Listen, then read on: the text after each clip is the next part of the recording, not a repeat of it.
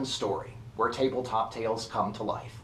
I'm your host, Frederick Smith, author of and narrator for The Acquired Taste for Adventure, a D&D audiobook series based upon actual Dungeons & Dragons games. And with that, let's get started. Alton's story, The Acquired Taste for Adventure, Chapter 3, continued.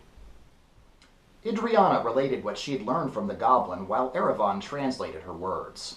The goblin, who said its name was Maggot, repeatedly insisted it was just a guard and that it didn't know much of anything. It said it didn't know who Dornan was, but claimed it had seen a gnome and a human captured recently and taken down into these caves. Maggot didn't know what had happened to them, but it hesitantly said that something called Bulk would. Bulk was some kind of monstrous creature, huge and hairy, according to the goblin's description, that lived down here and commanded the goblins to do its bidding, sometimes eating those that didn't satisfy its will. This was the goblin's greatest fear, repeating that it was terrified it would be caught talking to them and be eaten alive by the mighty Bulk for its transgressions. The goblin was unable to answer any more questions with productive answers and had begun to repeat himself, which was when Idriana had asked Malik to intervene.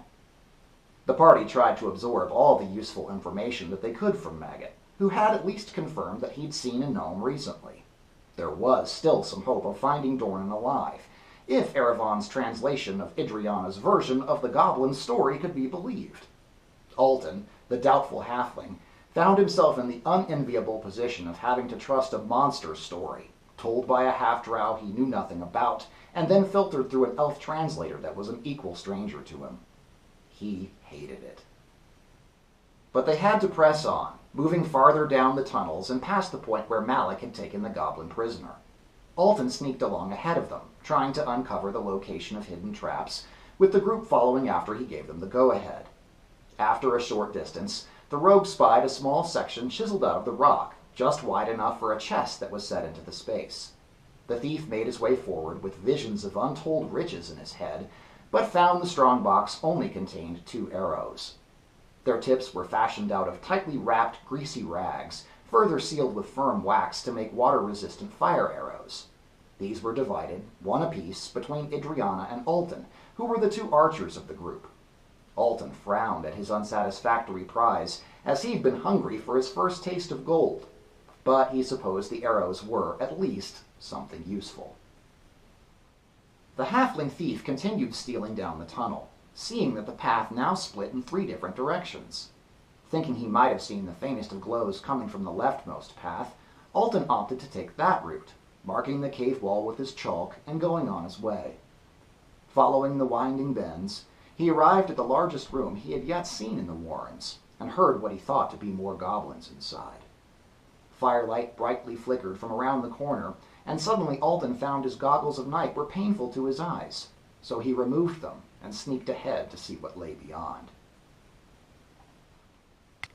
There were 6 goblins, all of them distracted by the goings-on in the center of the space, and none of them looking in the little halfling's direction. The cavernous room, formed naturally by the dissolving action of water, was about 40 paces wide and 60 paces deep, from Alton's quick estimation, with a small fire pit dug out of the stone floor's middle some 30 paces away. A few crates were scattered about along the left wall, but otherwise the room was bare of any furnishings. There were 2 goblins armed with bows, leaning casually against the far wall opposite Alton, with a third standing between them, armed with a crossbow, and the only one wearing a suit of leather armor. This goblin, who somewhat had the bearing of a leader, if goblins could be said to have such a thing, was standing over a bloodied, captive man. Their victim, disrobed and battered, was lying on the ground in a fetal position, barely moving to defend himself from the repeated kicks of his goblin tormentor. The fire pit separated them from the other group of 3 goblins that stood closer, but with their backs turned to Alton, this group armed with crudely made scimitars and shields. All of the goblins were smiling toothy grins and snickering to themselves, so enjoying the good sport of the man's torture that they had not become aware of Alton's presence whatsoever.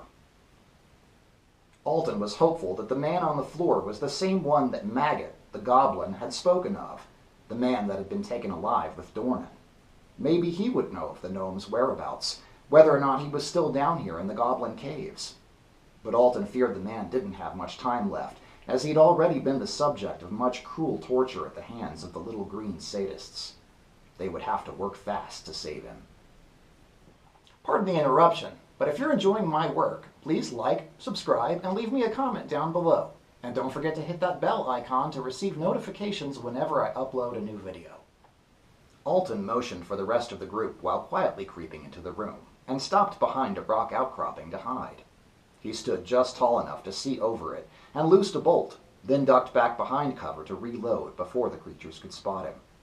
The quarrel streaked through the room, and pinned itself into the leftmost goblin archer on the back wall. Its arms went slack at its sides, the body slumping and sliding down the stone face. The remaining 5 goblins whirled around, snarling, and forgetting their cruel fun for the moment, readied their weapons for combat.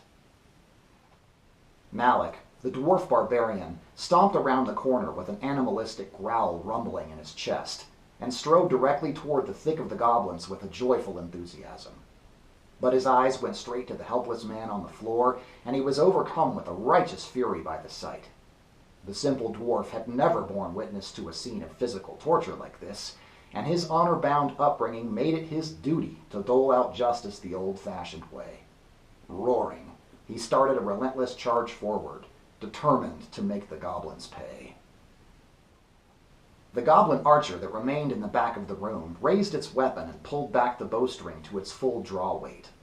The cutting blur of an arrow sliced through the air at Malik, who threw himself to the ground with a rolling dodge. The projectile just barely missed him, but in the same moment, the goblin immediately to Malik's left advanced and swung its scimitar, slicing into the dwarf's left arm and scattering crimson to the floor. Alton had a sudden moment of inspired genius, deciding to use the fog of battle to his advantage. He rushed forward a few paces, then slid into the obscured space just behind Malik's ample body and thick fur clothing. But from the point of view of the goblins on the other side of the dwarf, the little halfling had simply vanished. Without warning, a seemingly random crossbow bolt sailed out of the spot where Alton was hiding, being fired directly from in between Malik's knees, killing the goblin that had just cut the barbarian across the arm. Alton's shot, deft though it had been, disclosed his position to the rest of the 4 monsters, who realized the halfling had to still be there hiding somewhere close behind the dwarf. The next goblin, standing immediately to Malik's right, honed in on the halfling rogue that killed its companion. It screeched and jabbed with its scimitar, fruitlessly trying to stab at the shadowy area behind Malik's legs, sure that the halfling was still there somewhere. Simultaneously, the goblin that stood directly in front of Malik swung its scimitar and sliced the dwarf across the belly, further wounding the barbarian. The forwardmost member of the group, having overcommitted to battle, was now in considerable peril. The rest of the adventurers had now rounded the corner, and Jazzberry recognized the danger that Malik was in. He needed healing, and fast. The bard sang out a cappella, her lovely magenta lips perfectly enunciating each syllable of the healing words through the difficult inflections of quarter tones. The musical spell beckoned forth rhythms of recovery from somewhere inside her, partially knitting the dwarf's injuries with energies he couldn't begin to understand. The Devilkin's magic had staunched his bleeding and bought him a few more moments at the very least. Idriana fixed her dark eyes on the lone goblin archer that stood in the far right corner of the room. The half-drow ranger sidestepped past Erevan to where she had a clear line of sight and shot her longbow, killing the monster that had loosed an arrow at Malik just a split second before. Immediately she brought another arrow to her bowstring and was displacing to another position to continue her deadly harassment of the 3 remaining goblins. "Stop, or I shoots! Use all drop weapons! Parley! Me want parley!" The apparent goblin leader, leather-armored and holding the crossbow, yelled from the back of the room, speaking in the kind of pigeon common frequently heard from such monsters. The foul goblin pointed its weapon down at the bruised man, just to prove it was serious. The captive, finally uncovering his face to see who had intervened, looked up with an expression of terror, and Jazzberry, Malik, and Alton instantly recognized the unfortunate prisoner. The man was called Keldorn, and while they had never passed much more than pleasantries back in Neverwinter, they had seen him numerous times at Dornan's tavern, and knew him to be the gnome's friend and a business associate. It looked more and more like Dornan had been here in these tunnels, and if anyone knew where he was, it was likely to be Keldorn. The man's unfortunate state was perplexing for the elf noble, and for the very first time since he had left home, Erevan found he didn't quite know what to do. Despite all his training, this was simply not a situation he had ever been prepared for. Without truly knowing what was the best course of action, the elf noble decided to trust his instincts, which told him that disarming the evil creature was the wisest choice. Erevan reached for a silver-handled dagger inside his cloak and threw the blade at the monster, meaning to hit the crossbow and knock out the loaded bolt. But his throw was slightly off, and instead hit the goblin squarely in the side, the dagger jabbing through the leather and remaining painfully stuck between the monster's ribs. The lead goblin did not die, however. Bitter at the high elf's defiance, it grit its teeth and shot the crossbow directly into the side of its prisoner, the quarrel sinking in all the way past the fletching. The helpless man convulsed and shrieked as the goblin leader dropped its crossbow to reach for the dagger that now protruded from its rib cage.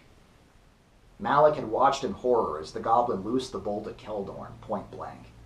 Seemingly oblivious to the danger, the barbarian dwarf stomped away from the two goblins that engaged him in battle, inviting an attack from both of them as he turned his attention away. Seizing their chance to strike at the dwarf, they both tried to swing with their scimitars, but each one knocked the other down as they clumsily lunged with overzealous attempts. The dwarf would have normally tried to cleave his way straight through the rabble in a situation like this, but his determined focus had so narrowed his vision that he didn't even notice the other goblins surging at him anymore. He waded through the carnage as though it were mere water, heeding his destiny to confront their leader. His gods demanded nothing less of him. "Oh, gods be damned!" Alton gasped. "Where are you going?" The halfling rogue, who'd had the inspired idea to hide right behind Malik, found himself suddenly alone in the fray as his visual cover stalked away from him. Alton had never really intended to get himself in harm's way. After all, that was Malik's job if it was anyone's, and this battle had gotten quite out of hand. The halfling did a back handspring to break away from the goblin, trying to increase the distance from the monster that furiously stabbed at him. The goblin sword wielder, its halfling prey now too far away, turned to face a closer threat. But upon seeing Adriana's gray skin and white hair, the monster suddenly recoiled in terror, shrieking something in undercommon to her, something that the rest of the group couldn't understand. It stumbled back on its heels, staggering toward the far wall of the room, saying the same words over and over as it backpedaled. Alton glanced curiously at his half-drow companion, glad to have even more distance between him and the monster, but not exactly sure about what had just happened. His first guess was that her terrifying reputation as a denizen of the Underdark preceded her, even to the goblins, but that seemed too easy an explanation to be true. Something else had to be motivating their intense fear. "Well, you're helpful to have around, aren't you?" Alton offered a half-hearted joke to the half-drow ranger, but she did not turn to acknowledge him. Jazzberry, now feeling overexposed, moved toward the crates to take cover on the left side of the room, while drawing back the mechanism of her small-hand crossbow, which, up until present, she had never actually used in hostility. "Let's see if this works," she thought to herself, taking quick aim and loosing a bolt at the goblin leader.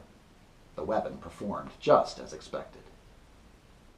The monster, now with a tiny hand crossbow bolt in one side of its chest and an elf dagger in the other, was seriously injured. While coughing up some spatters of green ichor, it pulled the silver-handled blade from its ribs, then used both hands to plunge it into the defenseless man at its feet. Keldorn's body went limp, and it was clear to all of them that he was dying. And that is where we are going to leave it for today, but rest assured we will pick up from where our story left off in next week's episode. Thank you so much for staying all the way till the end of the video, and if you enjoyed my work, please consider donating to my Patreon, which you can find linked in the description. I appreciate all of you, and until next time, please be kind to yourselves and to each other.